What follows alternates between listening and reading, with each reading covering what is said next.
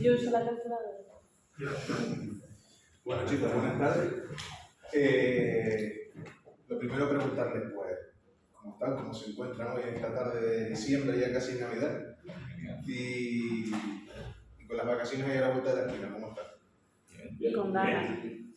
Preparado. Bueno, pues, somos Jorge, Alba y yo, Joel, y le vamos a presentar esta tarde, pues, un personaje muy importante para la historia de la ciencia y de la química en concreto. Y nos pareció un personaje interesante porque su vida, no solo por lo que aportó, sino porque su vida se desarrolló en un momento que son, para mí por lo menos, de lo más interesante de la historia de la humanidad. Y lo vamos a descubrir esta tarde. Bueno, vamos a empezar, por pasar con la luz en medio. Buena para la luz, por favor. Gracias. Vale, esto lo un poquillo sacado de contexto, pero no tanto. Estas son las catacumbas de París, una parte de ustedes saben que París por debajo está lleno de catacumbas, con todos los huesos que se sacaron de los cementerios de París a finales del siglo XVIII y principios del XIX. O sea, estamos hablando de entre 1700 y 1800. Y entre estos muchos huesos que vemos aquí, que este es el cementerio de la Madeleine, entonces en estos huesos, pues están los de nuestro personaje de hoy, Lavoisier. Y es un poco extraño porque cuando nos imaginamos la tumba de un científico, nos imaginamos una tumba que sea reconocible, ¿no? O sea, que podamos ir a visitarla o que sepamos dónde está enterrado, pues en este caso no. Y la razón es lo que les voy a contar ahora y lo que vamos a ir contando a lo largo de la sesión. Hemos empezado la historia por el final, pero ahora vamos a ir al principio. Y bueno, aquí tenemos a Lavoisier y a su mujer, que contribuyó mucho también después de su muerte en que se conociera su papel en la química. Y bueno, vamos a hacer ahora un ejercicio de imaginación. Yo sé que hoy todos hemos comido, hemos desayunado, ¿no? Almorzado, hicimos media mañana algunos. Vale, pues imagínense que hoy no hubieran comido nada. Y no solo no hubieran comido, sino que su única comida del día, o sea, solo tienen una comida al día. Y esa comida es pan, con alguna cosa más, pero va a ser eso. Y eso es lo que tienen para comer. Y esa única comida suya, van un día al supermercado a comprarla y se encuentran con que ha subido de precio una burrada. O sea, que está para comprar el pan de un día, van a tener que gastar el sueldo de una semana. Entonces empiezan los problemas. Porque cuando lo vimos un poco, no así, pero en el COVID, cuando hubo desabastecimiento. ¿Y cuál fue la sensación que tuvieron ustedes en ese momento? De que estaban empezando como a acabarse la comida, las existencias y todo esto. Como ansiedad, ¿no? Frustración. Sí. E incluso malestar, ¿no? O sea, ¿por qué no el gobierno no está haciendo nada por esto? Pues imagínense eso, pero a una escala de años. No en un momento como nosotros que fue unos meses, sino durante años. Pues por algo tan simple y a la vez tan importante como que suba el precio del pan, se puede desencadenar una revolución que haga que de un sistema político, económico y prácticamente de vida pasemos a otro. O sea, que se vaya todo lo que conocíamos al traste y empiece algo nuevo que no tiene nada que ver. Y pues esto básicamente lo que les acabo de contar es cómo empezó la Revolución Francesa, una de las causas. Y ahora les voy a pedir, ahora aquí no tenemos pizarra y pizarra.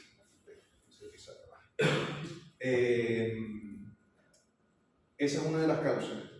Y ahora imagínense que tenemos eso por un lado y por el otro, el gobierno no hace más que gastarse todo eso que cobra del pan, que vamos a ponerle por ejemplo, imagínense que esto es todo el precio del pan.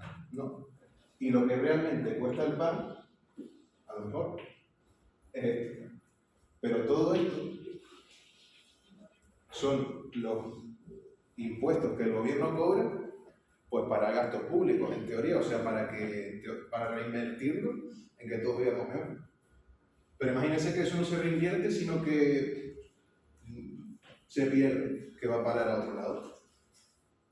Pues, sumado a eso, a lo que les conté antes, y a esto que les acabo de decir, ¿cómo se sentirían? O sea, ¿qué les haría sentir? Cabreo. Cabreo, rabia, sí. Eso es la historia de la Por ahí van los tiros. No tan fuerte, pero no pasa. Sí, pero es que las cosas son cíclicas. Sí, sí. Y pues esto, explicado de una manera muy sintética, son las causas por las que se produjo la Revolución Francesa. Y por eso pasamos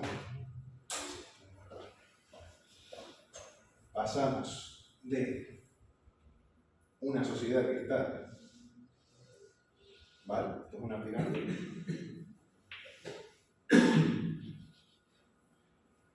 Una sociedad que la mayor parte es pobre, o sea, la inmensa mayoría no tiene privilegios y tiene que pagar casi todos los impuestos.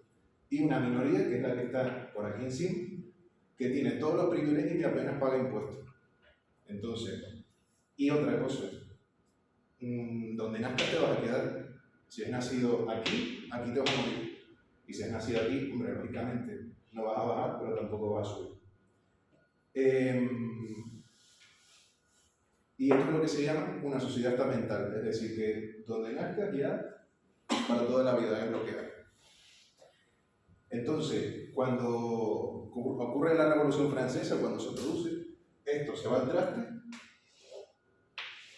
y entonces ahora, en teoría al menos, todos somos iguales, o sea, ahora todos tenemos unos mismos derechos y unos mismos deberes al nacer. O sea, simplemente por nacer ya tienes derechos, cosa que hasta entonces era impensable. Y se puede, en teoría, escalar socialmente. O sea, que si tú naces aquí, pues puedes subir, incluso hasta presidir tu propio país. Entre todas las comillas que le quieran poner.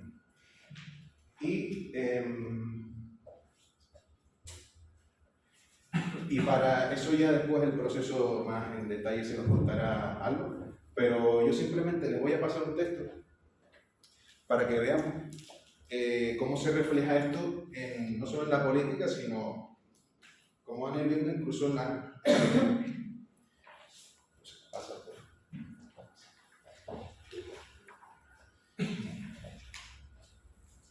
Vale, ¿qué pasa cuando, como digo, se los voy a contar después algo más en detalle, pero cuando cae la monarquía, porque era un sistema monárquico y absoluto, o sea, el rey era el que tenía todo el poder, se produce una división de poderes y se llega a lo que es un gobierno republicano, es decir, a un nuevo tipo de Estado en el que ya no hay una sola persona al cargo, sino que el poder está más repartido.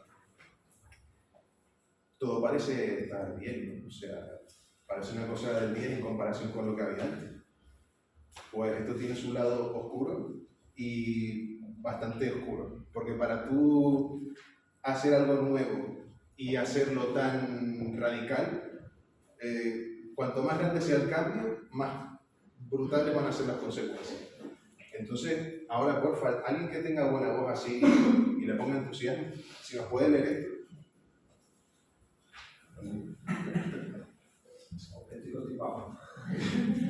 Es necesario ahogar a los enemigos internos y externos de la República, o perecer con ella. Así, en tal situación, la máxima principal de vuestra política deberá ser la de guiar al pueblo con la razón y a los enemigos del pueblo con el terror. Solo se debe protección social a los ciudadanos pacíficos. En la República solo son ciudadanos los republicanos. Y los realistas, los conspiradores no son para ella más que extranjeros, o más bien enemigos. Pero tranquilicémonos. Aquí está el santuario de la verdad. Aquí residen los fundadores de la República, los vengadores de la humanidad y los destructores de los tiranos. Aquí, para poder destruir un abuso, basta con indicarlo. En cuanto a ciertos consejos inspirados por el amor propio o por la debilidad de los individuos, nos basta con llamarlos en nombre de la patria, a la virtud y a la gloria de la Convención Nacional. Muchas gracias. Pues esto es un discurso que escribe y recita Robespierre, que es uno de los grandes personajes de la Revolución. Y bueno, aquí tenemos varias cosas que ya nos van diciendo un poco por dónde van los tiros en todo este asunto. Está hablando de enemigos internos y externos, o sea, está poniendo por un lado a unos que son buenos, que son aliados a la República, y por el otro lado a unos malos. Ya estamos haciendo una división clara. Y todos los que sean malos, pues deben ser destruidos, ¿no? O sea, eliminados, como dice ahí, con el terror.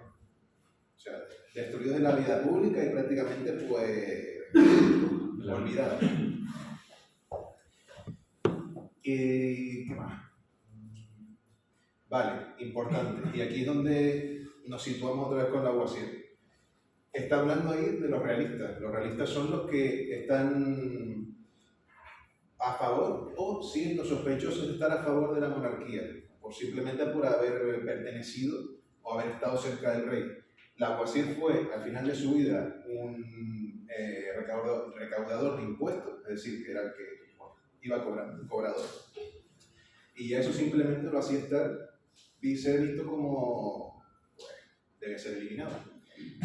Y lo último es esto de aquí, que esto hoy en día, con el tema de la cultura de la cancelación, lo podemos ver incluso todavía bastante reflejado, que es lo de que para destruir un abuso según la República, basta con indicar, o sea, ni juicio, ni pruebas, ni nada, simplemente con decir que alguien es un enemigo de la República y ya basta para ser eliminado.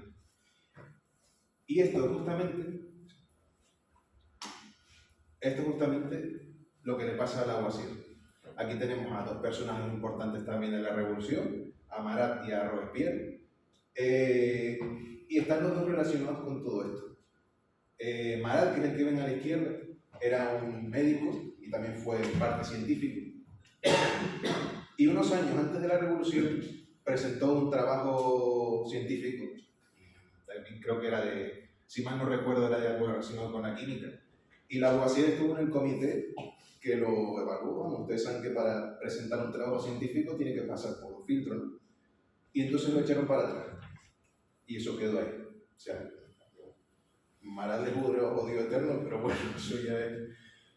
Y por otras cuestiones, Marat fue asesinado porque era un propagandista era muy incendiario, o sea, eran los que daban combustible a todo lo que les acabo de comentar antes, de toda esta eliminación de personajes contrarios a la revolución, y fue asesinado. Y sus compañeros o su grupo de amigos, pues un poco en represalia, decidieron eliminar a todos los que habían sido, pues, enemigos de Marat, y uno de ellos era Lavoisier. O sea, tenemos tres cosas que lo hacen ajusticiable, entre comillas. Por un lado, era cercano al rey, era un cobrador de impuestos. Por otro, era un noble, porque solo los nobles eran los que se pueden dedicar a actividades científicas, o sea, a cosas que no fueran la supervivencia. Y por otro, estas rencillas personales que en el mundo científico se dan y bastante. Y ya con esas tres cosas, pues, algo así se lo carga y ya está. Y lo que tiene, no gracia, sino, digamos, esas cosillas así que son un poco curiosas, es que Marat primero fue asesinado y luego Robespierre, que fue el que había escrito lo que leímos antes, es guillotinado también el mismo año en que se pronunció ese discurso y un par de meses después que Lavoisier. Porque si tú, y esta es la idea con la que quiero que se quede, si tú creas algo que pueda eliminar a gente sin prueba, se va a volver contra ti, tarde o temprano. O sea, simplemente que piensen en el peligro que tienen las ideas cuando se llevan a la práctica de una manera hasta sus últimas consecuencias. Y bueno, eso era un poco lo que les quería contar. Y ahora pasamos a Alba, que ya vamos a entrar más en detalle. Vale, vamos a empezar con la clase de francés. Hoy no vamos a hablar francés, ¿vale? Porque no se van a enterar de nada y prefiero que... No es por eso, sino porque la complejidad de lo que les quiero explicar, prefiero hacerla en español, que lo entiendan bien y no se van a librar del francés, obvio. Pero lo vamos a hacer en español, ¿vale? Entonces, ¿de qué vamos a hablar hoy? Vamos a hablar un poco pues, de lo que acaba de comentar el profe de historia, ¿vale? De un suceso histórico súper importante en Francia, pero no solo en Francia, sino en el mundo entero, porque no ha tenido un gran impacto. Entonces, vamos a hablar de la Revolución Francesa y vamos a entrar en las causas y las consecuencias de este movimiento, de esta revolución, ¿vale? Pero antes de empezar, quiero preguntarles qué han cogido de la clase de historia, pero no solo de la clase de historia, sino los conocimientos que tengan ustedes de la Revolución Francesa en general. Un día que se levantaron dijeron, voy a buscar en Google la Revolución Francesa, a ver qué me sale. Datos, nombres, lo que sea, todo válido. Yo recuerdo, lo primero que recuerdo del colegio es que había una guillotina. Es el primer recuerdo que tengo. ¿Vale? Lo de los pasteles, lo de si no hay pan que coman. Que supuso el fin de la monarquía francesa, si no me equivoco. Muy bien, ¿algo más? ¿Más nada? Pues nada. Después de estas pequeñas informaciones, y aquí es donde vamos a tocar el francés, vamos a ver un pequeño vídeo de una página francesa que se llama Un jour en question, ¿no? Que es una página francesa donde se suben vídeos no hechos por niños, sino que los niños son los que hacen los dibujos de los vídeos. Y son de diferentes colegios franceses y demás. Y hablan de sucesos históricos, de temas de cultura general, de noticias, de cosas así. Entonces, vamos a ver el vídeo. Intenten coger notas, si pueden, de lo que puedan, obligatorio. Pero si no, no se preocupen, porque después vamos a hacer una presentación de lo que se dice en el vídeo, pero en español. ¿Vale? O sea, no se preocupen.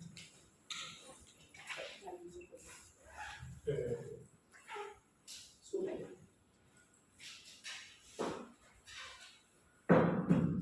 No, Aquí hay un botón debajo de la mesa también. ¿Quién me ayuda con el proyecto?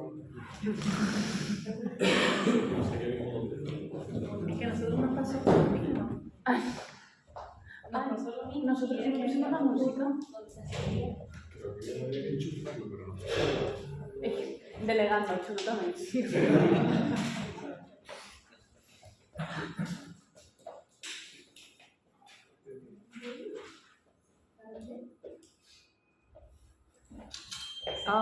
En 1789, la France est une monarchie puissante et sa société est divisée en trois groupes inégalitaires, la noblesse, le clergé et le tiers-état.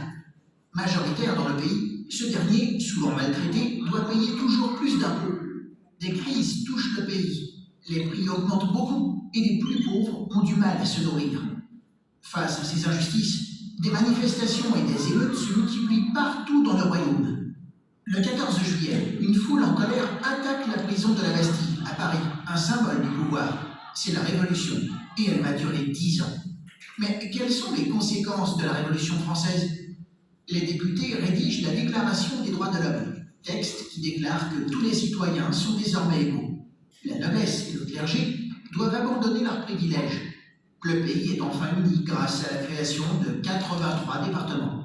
En 1792, la monarchie est abolie et remplacée par la République. Le roi, lui, est emprisonné, puis guillotiné. D'autres réformes sont mises en place, comme le divorce ou les élections, mais seuls les hommes peuvent y participer. C'est aussi l'apparition de l'un des symboles de la République française, le drapeau bleu, blanc, rouge. Aujourd'hui, la révolution qui a marqué l'histoire de France est célébrée tous les 14 juillet. Tu poses des questions? Envoie-les-nous, et nous, on y répond. ¿Pudieron coger algo de apunte?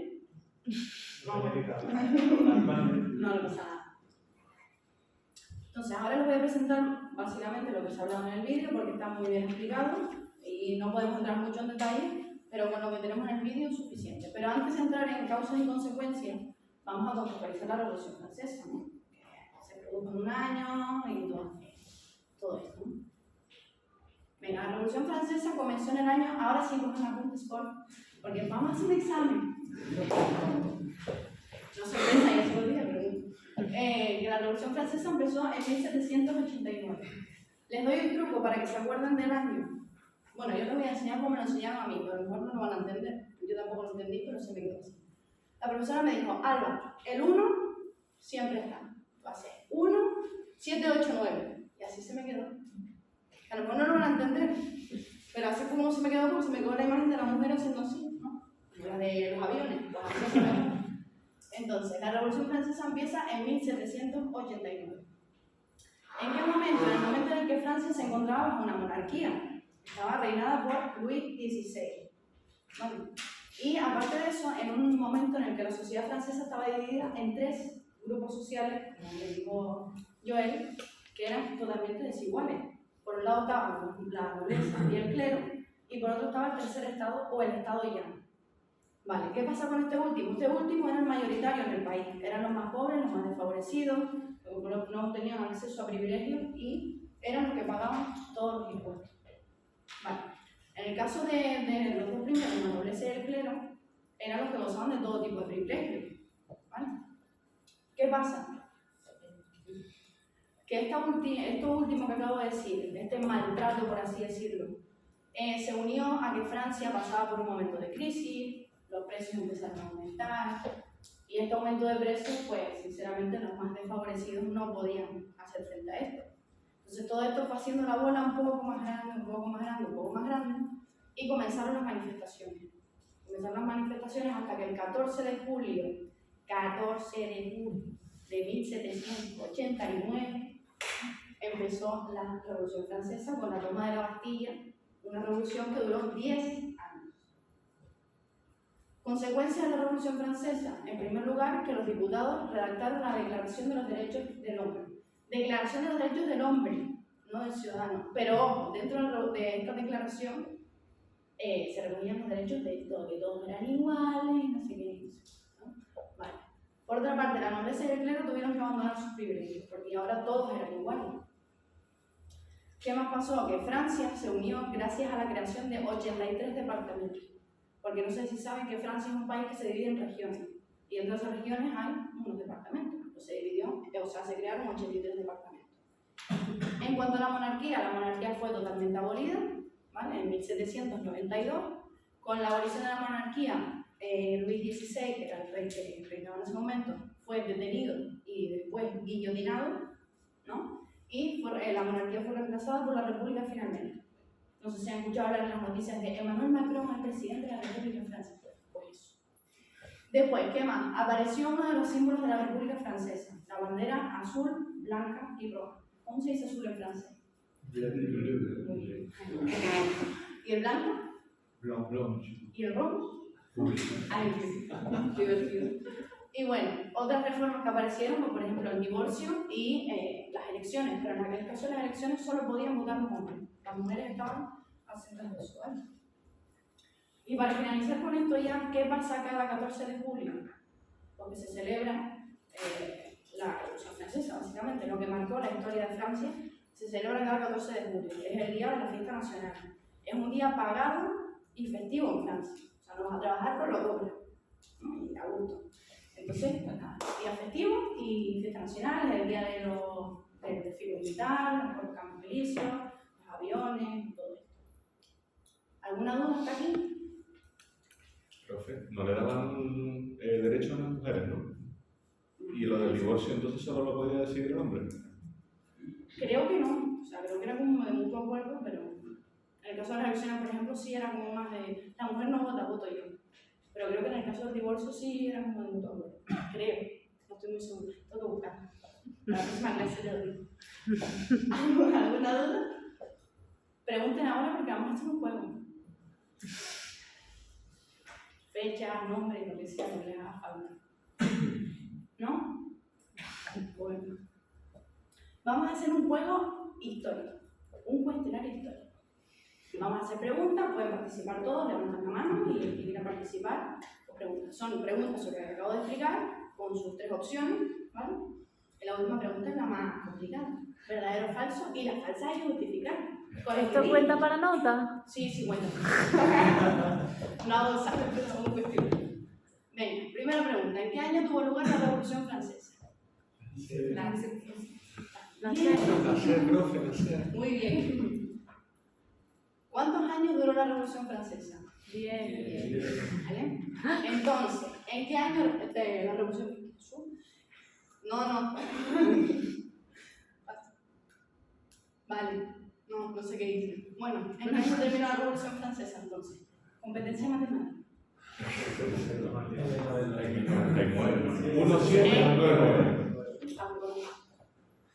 Vale, ¿en cuántos grupos se dividía la sociedad francesa? Entre 3. ¿Cuáles? ¿Vale? ¿Qué grupo pagaba más impuestos? Tercer estado. ¿Vale? ¿Qué sistema de gobierno representaba el país en la época? Monarquía. ¿Qué día se tomó la Bastilla como inicio de la Revolución Francesa? 14 de julio. ¿Verdadero o falso? Ven, se redactó la Declaración de Derechos del Hombre, ¿verdadero? Verdadero. La nobleza y el clero tuvieron que abandonar sus privilegios. Verdadero. ¿Vale? El país se unió gracias a la creación de 90 departamentos. Falso. ¿Cuánto? 83. En 1792 la monarquía fue abolida y reemplazada por la república. Verdadero. Ah, no, era 7. Sí. Sí. El rey Luis XIV fue detenido y guillotinado. Verdadero. Falso. Fue en 2016, da igual. Bueno,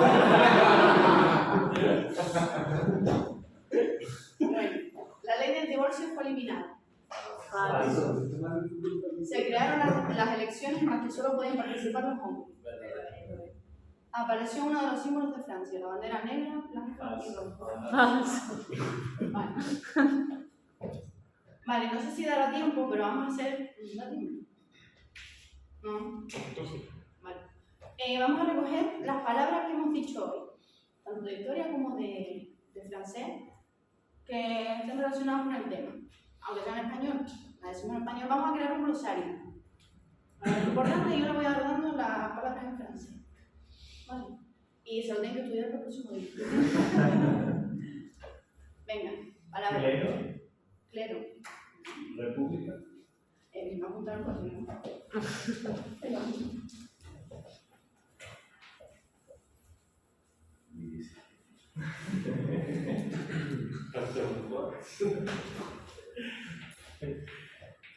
En serio, ¿qué rey era?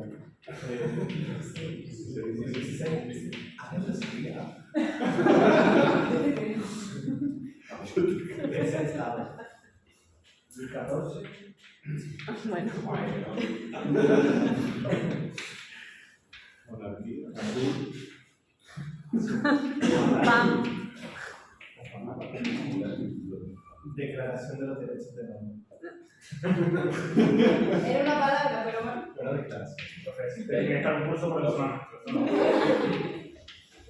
Sí, una línea. No, ya porque no da tiempo. No pasa nada. La próxima clase seguimos haciendo esto, ¿vale? Clero, ¿cómo creen que se dice? Claro. Yo lo sé. Muy bien. ¿República? República. Muy bien. ¿Tercer estado? O siempre. Casi. O Z. ¿No? Fiexeta. Así. Final. Ah, vale. Negativo. Monarquía Monarquía. y declaración. Declaración. Pues nada, aquí la clase de francés. Ahora vamos a empezar física y química. Atienda porque ahora es súper guay. Vamos a lo divertido de verdad.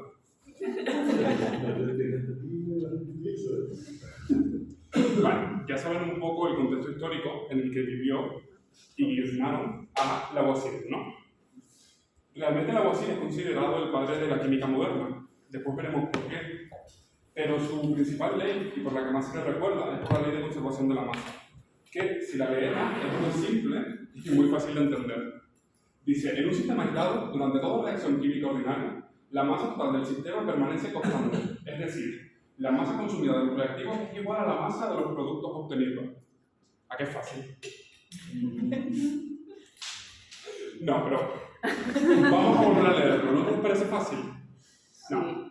Es verdad que aquí está puesto de una forma muy complicada, que es realmente como él, la elaboro, pero lo que nos está diciendo es que la materia no se destruye ni se crea, sino que únicamente se transforma. Al igual que la energía, pues ahí está. Vamos a poner un ejemplo normal, un ejemplo del día a día. Quizás ya no, porque ya no se utilizan tanto, pero si tuviésemos una vela y la encendiésemos, ¿no? Tenemos una vela, ¿qué pasa? La encendemos.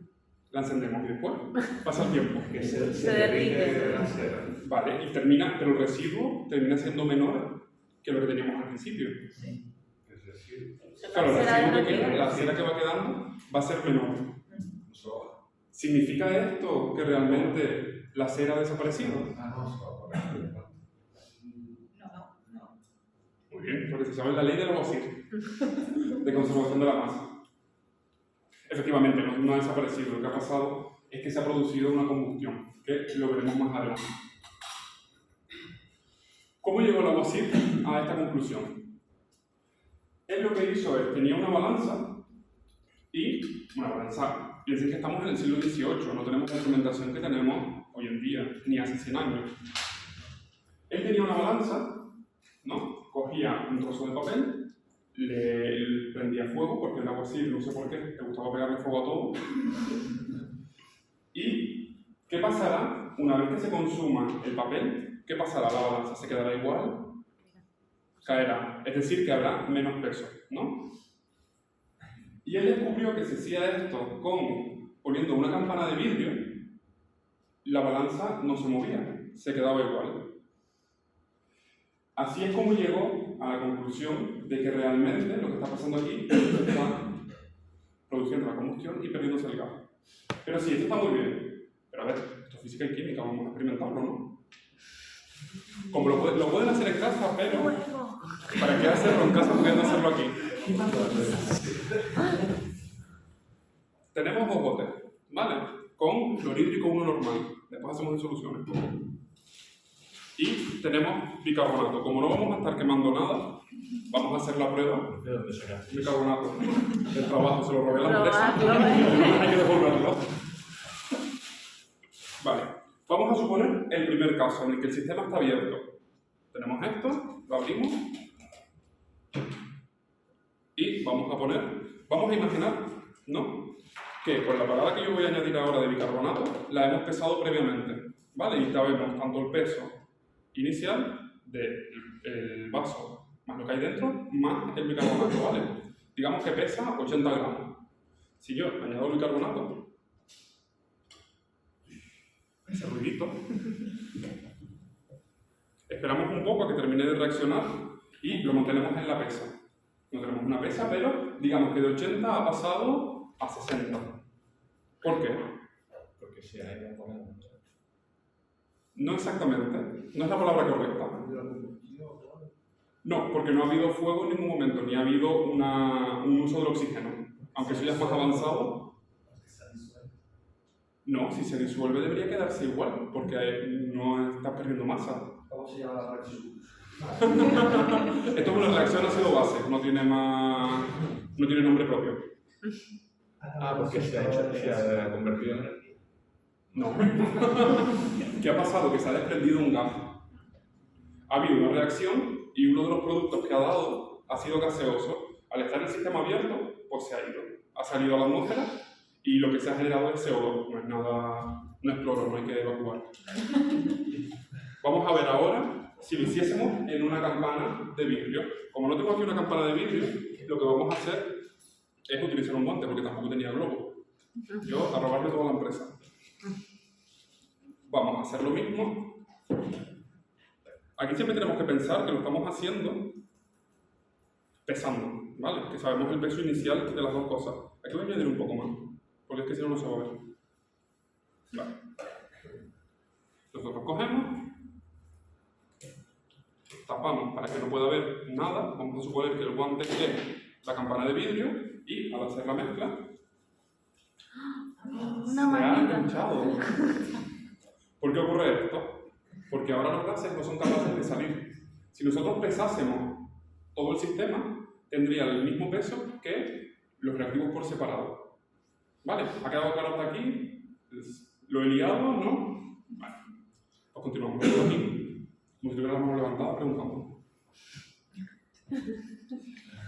Lavoisier fue muy importante en sus estudios sobre la combustión. Piensen que estamos en el siglo XVIII, aún no sabemos prácticamente nada de la química.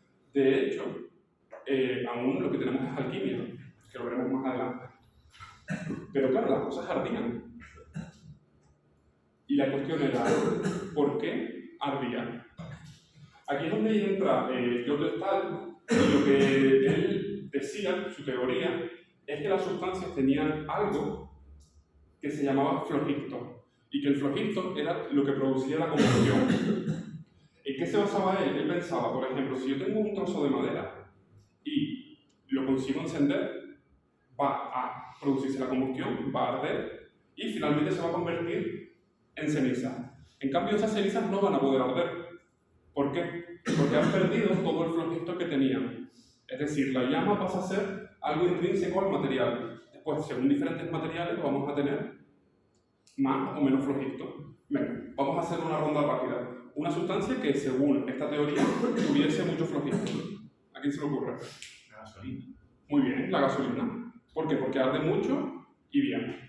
¿Y algo que tuviese poco flogisto? El agua. ¿Y algo que no sea líquido, sino que sea un objeto, por ejemplo? Un trozo de metal. Un trozo de metal, ¿vale? Muy bien. Entonces, ¿con qué nos tenemos que quedar aquí? Con que hasta este momento las combustiones se van a considerar siempre la expulsión de flogisto. Yo tengo un trozo de madera y para arder lo que está haciendo es expulsar el flogisto. Por eso al final las cenizas van a pesar menos, porque han perdido esa capacidad, ¿vale? No sé si les está pareciendo un poco lío. Sí. Y el material que es dífugo, que cuando te toca, es verdad que ese material, de alguna manera, se quema, pero no desprende llama. Sí. Estaría también aquí. Claro, aquí en el siglo XVIII no llegaron a tal punto de concreción. No, pero es una duda actual. Porque tampoco. Claro, pero tenemos que tener en cuenta que el flogisto realmente no existe.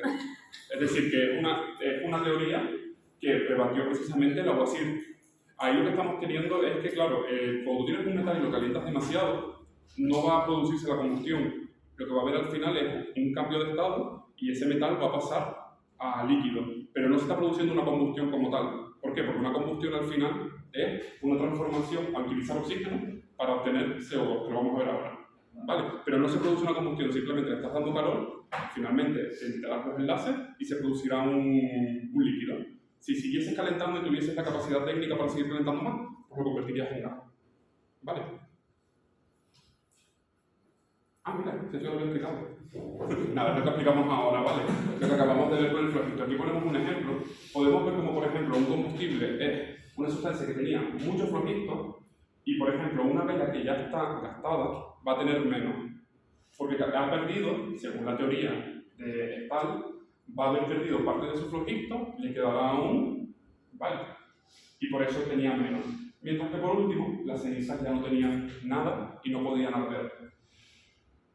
Aquí llega la revolución porque para Lavoisier el flogisto no existe. Únicamente lo que está pasando es que se está combinando el oxígeno para dar CO2, es decir, se está formando, está habiendo una transformación de la materia.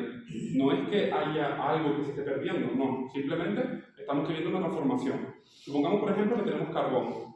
Si tenemos carbón y conseguimos que arda, el carbón al final es carbono, a secas, ¿vale? Si conseguimos que arda, lo que estamos produciendo es CO2 y agua. Ahora nos parece muy simple y es algo que se enseña en química desde el principio, pero tuvo que ser Lavoisier quien llegase y dijese, no, aquí lo único que está ocurriendo es que está habiendo una transformación de la materia, que ahora nos parece más simple.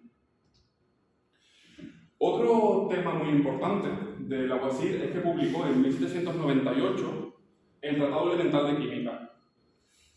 Lo importante es que supone el fin de la alquimia. salvo si juegas algo que entonces pues, seguirá siendo importante. Introduce conceptos tan importantes y que seguimos utilizando a día de hoy como el concepto de elemento, que para Lavoisier era aquella sustancia que no se podía separar por ninguno de los procesos conocidos en ese momento. A día de hoy seguimos utilizando la palabra elemento y él fue capaz de dar en torno a 40 elementos, como por ejemplo el oxígeno y algunos metales. Es verdad que cometió errores, pero tenemos que tener en cuenta que estamos en el siglo XVIII y consideró que la luz y que el calor eran elementos. Ahora sabemos que no, que son energía. ¿Vale? También habló de la formación de compuestos, que era la unión entre elementos, tal y como lo conocemos al día de hoy. Y se puede considerar que trata a la química como una disciplina científica y que este tratado elemental es el primer do-it-yourself. Los que tengan información científica sabrán lo que es un paper. Los que no, pues simplemente un paper es un documento científico en el que se expone un descubrimiento o algo a lo que tú has investigado y lo has publicado y has dicho paso a paso cómo lo has hecho. Ya Lavoisier en este tratado elemental de química explica sus experimentos, cómo hacerlo y cuál era el resultado esperado. Hay que tener en cuenta que el tratado elemental no solo fue escrito por él, sino que también tuvo la colaboración de su esposa y las ilustraciones fueron hechas por ella. Ahí pasa un poco como los Curie, que ambos investigaban juntos, ¿vale? Y tenemos que tener en cuenta que esa posición es bastante moderna, por así decirlo, porque es que no podemos perder de vista que estamos en el siglo XVIII, que aún faltará un desarrollo completo de la ciencia. Hasta hace nada estamos hablando de cuestiones filosóficas, como el reflogisto. ¿Vale? Más o menos hasta aquí, bien, muy denso, ¿les está gustando? ¿Están entendiendo al menos? Ya tenemos el contexto, ahora ya estamos con lo que consiguió Lavoisier. Otros estudios en los que no vamos a entrar tampoco en pormenores, pero que es importante tener en cuenta, es que Lavoisier publicó también investigaciones sobre la respiración animal y vegetal y lo trató como una combustión. Al final es lo que decía al principio, que Lavoisier estaba obsesionado con las combustiones y con la formación de CO2 y él entendía que la respiración animal era una combustión. Cuando tú hacías ejercicio, lo que realmente lo que estabas produciendo es una combustión dentro del cuerpo y por eso se generaba tanto CO2. Y también lo vio con plantas. Su mayor experimento en ese sentido fue encerrar a una cobaya en una campana de vidrio, porque se ve que estaba obsesionado con las campanas de vidrio y con las combustiones. Así que así fue como llegó a esas conclusiones. También tuvo tiempo para la fermentación alcohólica, aunque esto ya después será más Pasteur quien lo desarrolle. A la cobaya no sobrevivió en todos nuestros corazones. Hizo estudios también sobre la fermentación alcohólica, aunque será después Pasteur quien los desarrolle un poco más. Y claro, llegó a la conclusión de que 93,3 partes de azúcar daban tantos porcentajes de etanol, de agua y de CO2, que tampoco vamos a entrar ahora en el pormenor de cuánto daba, pero claro, es una excusa para ya estar desarrollando la estequiometría.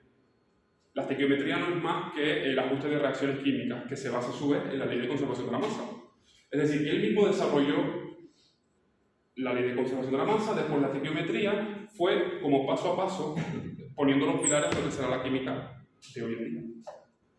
Y por último, también desarrolla la primera nomenclatura en función del oxígeno. ¿Qué es la nomenclatura? La nomenclatura es cómo llamamos a los compuestos químicos. Pues ya Lavoisier en el siglo XVIII es capaz de proponer una nomenclatura ligada al oxígeno que se seguirá utilizando hasta el día de hoy. Y hasta aquí hemos llegado. ¿Qué les ha parecido? ¿Les ha gustado? Súper bueno. ¿Alguna pregunta que tengan? Aprovechen. Si hubieran echado más polvito blanco, ¿el guante reventaría? Probablemente no, porque tendría que haber echado más líquido. Claro, porque uno de los dos se está agotando, no sé cuál. Tendría que hay que calcularlo, pero uno de los dos se agotó y dejó de salir. Pero sí, si lo hubiese más CO2, habría terminado estallando, aunque más que estallar probablemente habría soltado. Yo tengo una en el experimento, no sé si no tiene sentido. En el experimento de Lavoisier, Sí. en el de la combustión dentro de una campana de... Sí. ¿cómo se produce combustión si no había oxígeno? Pues probablemente lo que hizo, no sé exactamente cómo lo hizo, pero probablemente habría el oxígeno suficiente para que la combustión empezase. Quizás no para acabar, pero con que la combustión empiece, sí que utilizó una lupa y aprovechándose de lupas consiguió que se iniciase la combustión. Es verdad que una vez que se acabe el oxígeno, la combustión no puede continuar. Pero aquí lo importante es que la combustión ha empezado, aunque haya durado muy poco tiempo, y que no ha habido cambio de masa. Porque aquí lo importante era pensar que si había un cambio de masa era porque estaba perdiendo el flogíston. Pero en cambio, lo que lo estamos viendo es que se estaba formando un gas que era incapaz de escapar de la campana y por eso la balanza no se movía. ¿Listo? Pues genial.